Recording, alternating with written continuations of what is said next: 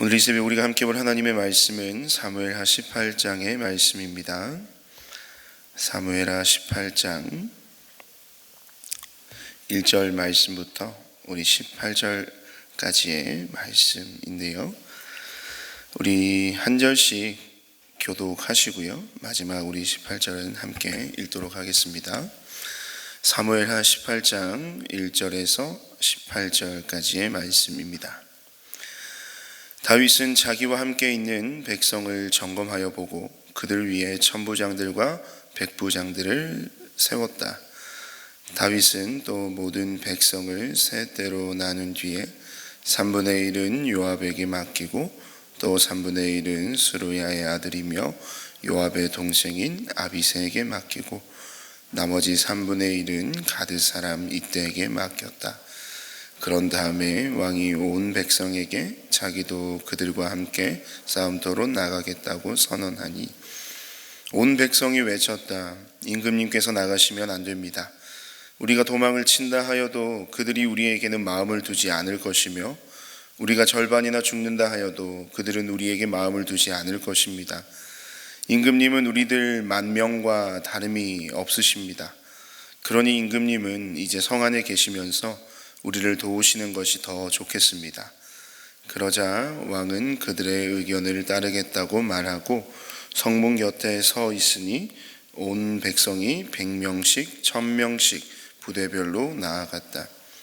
그때 왕이 요압과 아비새와 이때에게 부탁하였다. 나를 생각해서라도 저 어린 압살롬을 너그럽게 대하여 주시오. 왕이 압살롬을 너그럽게 대하여 달라고 모든 지휘관에게 부탁하는 말을 온 백성이 다 들었다. 다윗의 군대가 이스라엘 사람과 싸우려고 들녘으로 나아가서 에브라임 숲속에서 싸움을 하였다. 거기에서 이스라엘 백성이 다윗의 부하들에게 패하였는데 그들은 그날 거기에서 크게 패하여서 20,000명이나 죽었다.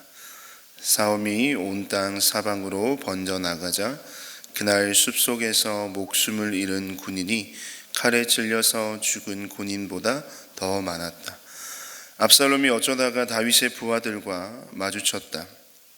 압살롬은 노새를 타고 있었는데 그 노새가 큰 상수리 나무의 울창한 가지 밑으로 달려갈 때에 그의 머리채가 상수리 나무에 휘감기는 바람에 그는 공중에 매달리고 그가 타고 가던 노새는 빠져나갔다.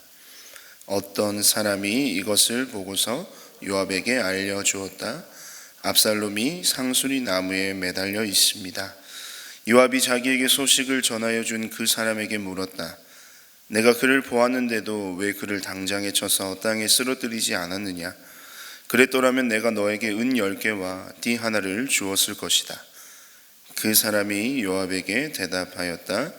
비록 은 1000개를 달아서 저의 손에 쥐어 주신다고 하여도 저는 감히 손을 들어 임금님의 아들을 치지 않을 것입니다. 임금님께서 우리 모두가 듣도록 장군님과 아비새와 이때에게 누구든지 어린 압살롬을 보호하여 달라고 부탁하셨기 때문입니다. 제가 임금님을 속이고 그의 생명을 해치면 임금님 앞에서는 아무 일도 숨길 수가 없기 때문에 장군님까지도 저에게서 등을 돌릴 것입니다. 그러자 요압은 너하고 이렇게 꾸물거릴 시간이 없다 하고 말한 뒤에 두창 세 자루를 손에 들고 가서 아직도 상수리 나무의 한가운데 산채로 매달려 있는 압살롬의 심장을 꿰뚫었다. 요압의 무기를 들고 다니는 젊은이 10명도 모두 둘러싸고서 압살롬을 쳐서 죽였다. 그런 다음에 요압이 나팔을 부니 백성이 이스라엘 사람을 뒤쫓다가 돌아왔다. 요압이 백성에게 싸움을 그치게 하였기 때문이다. 그들은 압살롬을 들어다가 숲속의 깊은 구덩이에 집어 던지고 그 위에다가 아주 큰 돌무더기를 쌓았다. 온 이스라엘 사람들은 도망하여서 저마다 자기 장막으로 돌아갔다. 평소에 압살롬은 자기의 이름을 후대에 남길 아들이 없다고 생각하여 살아있을 때에 이미 자기 비석을 준비하여 세웠는데 그것이 지금 왕의 골짜기에 있다. 압살롬이 그 돌기둥을 자기의 이름을 따서 불렀기 때문에 사람들은 그것을 오늘날까지도 압살롬의 비석이라고 한다. 아멘.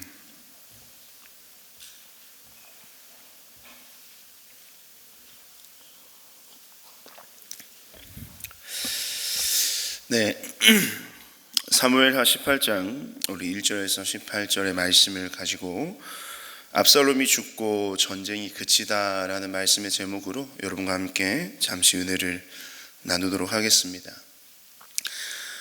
길고 길었던 이 반란의 불씨가 여러분 이제 드디어 잡히게 되었습니다. 무엇으로부터 그 불씨가 잡혔습니까? 바로 압살롬의 죽음이었습니다. 사실 애시당초부터 이 전쟁은요, 이 다윗 혹은 압살롬 둘 중에 한 사람이 반드시 죽어야만 끝이 나는 전쟁이었습니다. 그래서 이 백성들은 다윗의 죽음을 염려하여 이 전방, 이 전선 최전방에 나아가는 것이 아닌 후방에서 그 다윗 스스로의 옥체를 보존할 것을 간청드리고 있는 장면이 오늘 본문 1절에서 4절의 말씀에 거쳐서 나타나고 있습니다. 그리고 이어진 이 다윗 진영과 이 압살롬 진영 사이에서의 최후의 결전이 여러분 어디에서 펼쳐집니까? 바로 에브라임 숲속에서 펼쳐졌습니다. 그 결과가 어떻습니까? 이스라엘이 크게 패하여서요, 자그마치 2만 명이나 되는 군사들이 그곳에서 죽임을 당하게 되는 것이죠. 여러분 2만 명이나 죽었습니다. 엄청나게 큰 죽음이고 또 그 죽음을 이르게 한 그 다윗의 진영에게는 아주 큰 대승을 거두는 사건인 것이죠.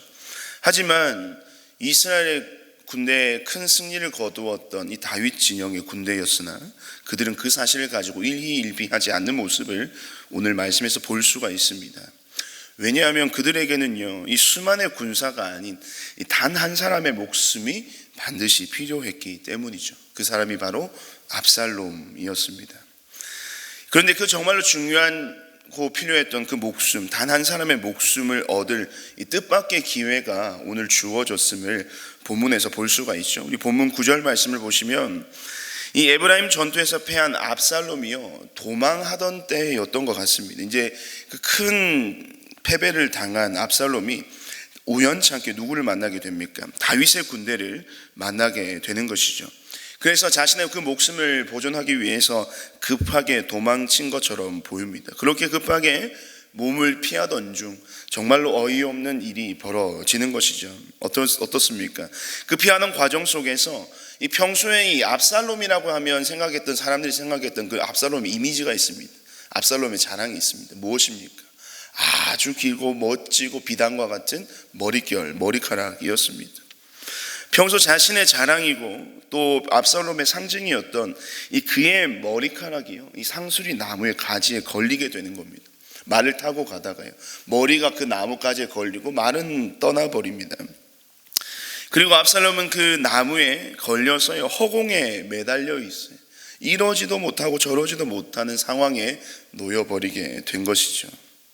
여러분 그 모습을 한번 상상해 보시길 바랍니다. 얼마나 우스꽝스럽습니까? 이 자신의 아버지를 대적하여서요, 이 반란의 큰 사건을 맨 앞에서 진두지휘하던 그의 용맹함과 당당함, 그 담대함은 온데간데 없이 이 옴삭달싹하지 못하는 압살롬의 모습, 여러분 정말 처량하기까지 합니다. 근데 그 모습을 한번 생각해 보면 그렇습니다. 이 적장이잖아요. 그럼 그 적장을 지키는 그 호위의 군사들이 있었을 것입니다. 근데 그런 군사마저도 없다는 사실이 오늘 장면에서 이제 나타나는 겁니다. 그렇게 허공에 매달려 있는데 그 압살롬 한 사람을 그냥 내려줄 이가 압살롬의 주변에는 아무도 없었다는 거죠. 이 곧 죽음을 앞둔 자의 이 지독한 외로움, 그리고 그 처량함이 지금 압살롬의 주변을 가득 채우고 있는 장면이 바로 오늘 본문 9절의 말씀입니다. 여러분 이런 결말을 예상이라도 했을까요? 이 다윗은요, 이런 그 마지막 최후의 결전을 앞두고 출정하는 우리 요압과 아비새 그리고 이때에게 이렇게 요청을 합니다. 우리 본문 5절 말씀인데 우리 함께 한 번 더 한 목소리로 읽겠습니다. 5절입니다. 그때에 왕이 요압과 아비새와 이때에게 부탁하였다. 나를 생각해서라도 저 어린 압살롬을 너그럽게 대하여 주시오. 왕이 압살롬을 너그럽게 대하여 달라고 모든 지휘관에게 부탁하는 말을 온 백성이 다 들었다. 다윗에게 있어서 압살롬은 어떤 아들이라고 지칭되고 있습니까? 어린 압살롬입니다. 우리가 여기서 생각하는 그 어린다고 하는 이 말이 정말 나이가 그 연소해서 정말 어린 아이라서 그 아이를 좀 잘 돌봐주십시오라고 하는 의미가 아님을 알고 있겠죠.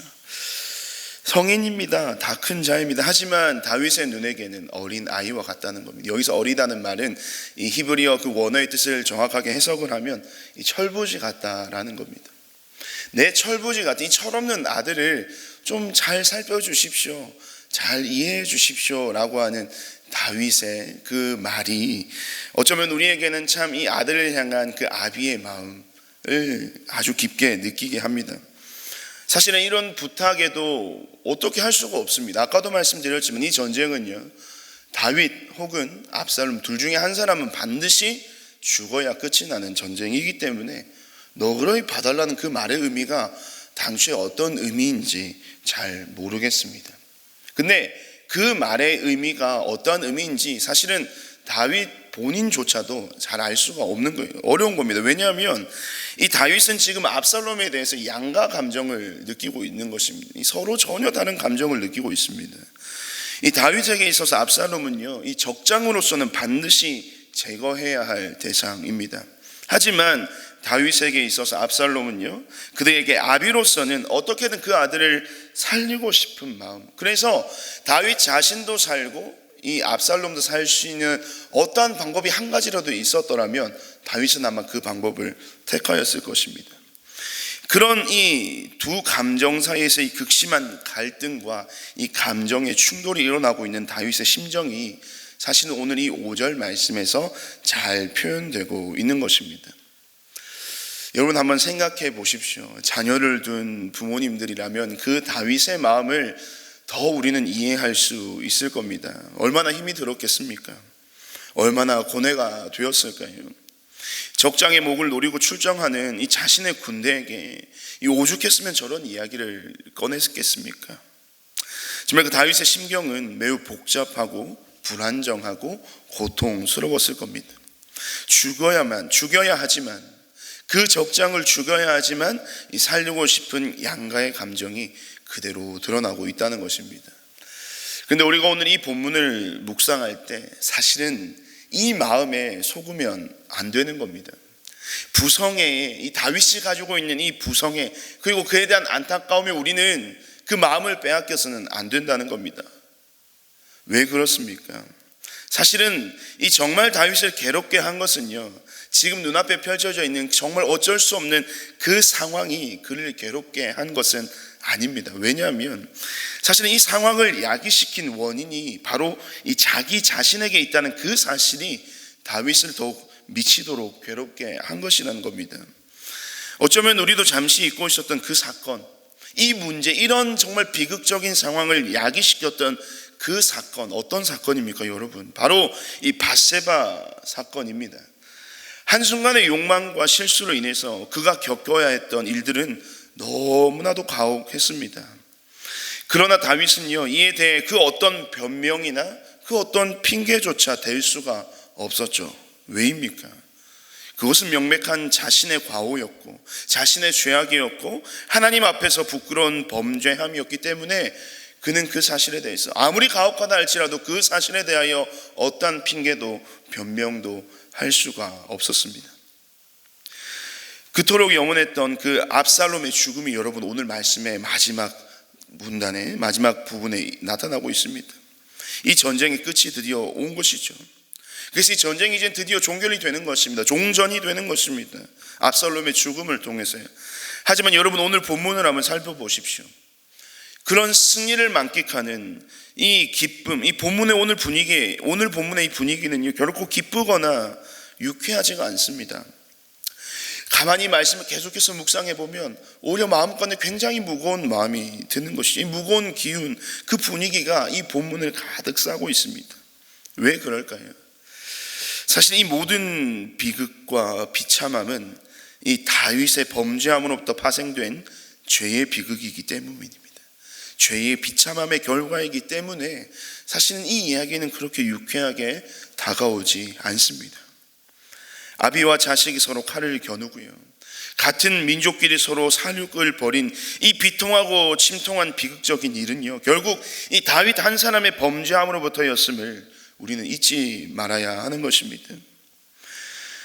여러분, 만약 다윗이요, 이 자신의 범죄함이 이러한 결과를 초래할지도 모른다는 사실을 그가 알았더라면 그의 결정과 선택은 어떻게 변했을까요? 아마 이런 결과를 초래한다고 알고 있었더라면 절대 다윗은 밧세바 사건을 일으키지 않았을 것입니다. 그래서 인간은 늘 죄를 짓게 되는 것 같습니다. 이 자신의 죄가 불러올 이 파급 효과에 대해 전혀 생각하지 않기 때문에 인간은요 죄를 아주 쉽게 짓게 되는 것입니다. 특별히 우리 믿는 자들에게는요, 이 죄를 지어도 이 죄의 문제에 대한 이 만병통치약이 있다고 생각하지 않습니까? 맞습니다. 무엇입니까? 회개입니다.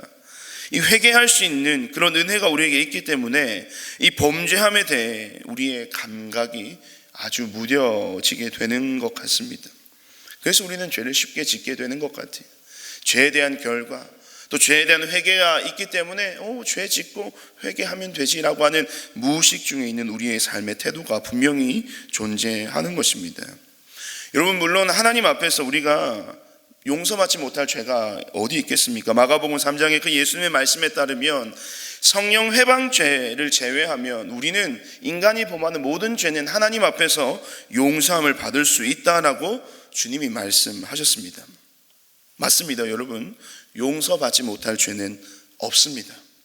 나단 선지자의 말을 듣고 다윗은요 마음으로 회개했습니다.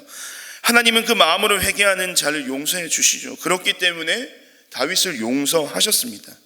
하지만 때로는 이미 용서받은 죄가 있다고 할지라도 그 죄에 대한 대가를 치러야 할 때가 종종 있다는 사실을 우리는 기억해야 한다는 것이죠. 죄는 용서받지만 죄로 인해 따르는 대가를 우리가 지불해야 될 때가 있다는 겁니다. 예를 들어 볼까요? 어떤 한 알코올 중독자가 있었습니다. 하지만 그 알코올 중독자가요 자신의 그 모든 삶에 대한 회개를 마음으로 주님 앞에 회개했다는 겁니다. 그러면 하나님은 어떻게 해주실까요? 그 자를 용서해 주십니다. 하지만 그 이후에 따르는 그 모든 과정들이 있습니다. 어떤 과정들이 있겠습니까? 그 모든 중독을 치유해야 되고 치료해야 되는 그 후유증을 감당해야 되는 자신의 문제와 그 알코올 중독에 따른 많은 사람들을 괴롭게 했던, 특별히 그 가족들이 받았던 그 상처들 또한 치유해야 되는 그 힘든 과정이 그에게 남아 있는 것입니다. 그렇기 때문에 이 죄는요 하나님 앞에 용서는 받습니다. 하지만 그 죄에 따른 그 대가를 우리가 지불해야 될 때가 있다라는 것이죠. 그래서 죄는 여러분 무서운 겁니다. 단순히 죽어서요 이 영원한 지옥의 형벌만 형벌을 주는 것뿐만이 아니라 우리가 이 땅을 살아갈 때도요 이 죄가 우리의 삶에 미치는 그 파급 효과는 이로 말할 수 없는 고통을 우리의 삶에 안겨줄 수도 있다라는 것입니다.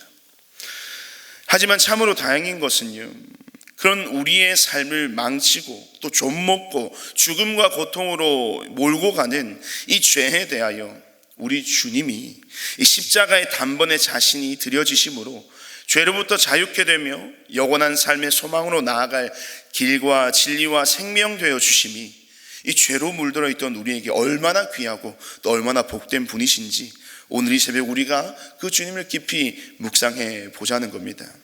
혹시나 여러분 이 죄의 자리에 서게 될 때요 또는 죄의 유혹이 우리에게 엄습해 올 때마다 이 죄의 파급 효과를 톡톡히 경험했던 이 죄의 가혹함, 죄의 결과에 대한 가혹함과 그 정말로 비참함을 깊이 체험했던 이 다윗의 이야기를 우리는 꼭 기억했으면 좋겠습니다. 그 이야기를 기억할 때 우리는 어떠한 용기와 결단이 생기게 될까요? 그 모든 죄의 유혹의 자리, 죄의 자리로부터 떠나게 되는 결단과 담대함이 우리 안에 일어나게 될 것입니다. 자신의 연약함으로 또한 이미 범죄함에 있고 또 그 사실이 자신의 삶을 짓누르고 있던 이 분이 여러분 이 자리에 혹시 계시다면 오늘 이 새벽 진심으로 주님 앞에 그 모든 죄악됨을 마음으로 회개하는 은혜가 있기를 소망합니다. 그리하여 저와 여러분의 삶에 이 십자가로 말미암은 죄로부터의 해방, 또 그 죄로부터의 자유함이 우리의 삶 가운데 가득 넘치시는 여러분의 이 하루가 되시기를 주님의 이름으로 축복드립니다. 우리 시간 함께 한번 말씀을 기억하면서 또 함께 합심하여 기도합시다. 먼저는 나를 둘러싸고 있는 수많은 죄의 유혹과 또 그 죄의 영향력으로부터 벗어날 수 있는 굳건한 믿음과 용기를 내 삶에 주시도록 함께 기도합시다. 죄가 불러올 이 파급 효과가 얼마나 크고 고단하고 힘겨운 것임을 오늘 다윗의 이야기를 통해서 우리가 꼭 기억하게 하시고, 우리의 삶에 있어서 이 모든 죄악의 자리에서 떠나고 또 악은 모양이라도 버리라고 하신 그 말씀을 기억하며 의와 선을 따라 행하는 그리스도인으로서 온전한 삶을 오늘 하루 살아가게 하여 주시옵소서라고 우리 시간 말씀을 기억하며 함께 기도하시고요. 오늘은 특별히 주일 예배를 위해서 함께 기도하는 날입니다. 내일 드려질 우리 은혜샘물교회 모든 예배를 위해서 함께 기도해 주십시오. 영아에서부터 또 노년에 이르기까지 이곳에서 드려지는 모든 예배가 하나님께서 기뻐 받으시는 온전한 예배가 될 수 있도록, 사람이 아닌 하나님이 주인 되신 예배가 되도록 특별히 말씀을 들고 단위에 서시는 우리 목사님, 담임 목사님과 또 모든 교역자들에게 성령 충만함의 은혜를 더하여 주셔서 하나님의 진리의 말씀만을 그들의 입술을 통하여 선포하게 될 수 있도록 주님께서 우리 말씀을 전하는 말씀 맡은 자들을 위해서 함께 기도해 주시고요. 또 온 예배를 통해 모든 성도가 이곳에서 천국 잔치의 기쁨을 누리는 온전한 그들의 예배가 되게 해달라고 내일 주일 예배를 위해서 기도해 주십시오. 그리고 또 오늘 있을 예수 영접 모임을 위해서 함께 기도해 주십시오. 오늘 오후 4시에 또 조양도서관에서 하나님께서 택하여 부르시고 보내신 귀한 또 구원받아야 할 생명들에게 복음이 선포되는 자리가 있습니다. 그 가운데 하나님께서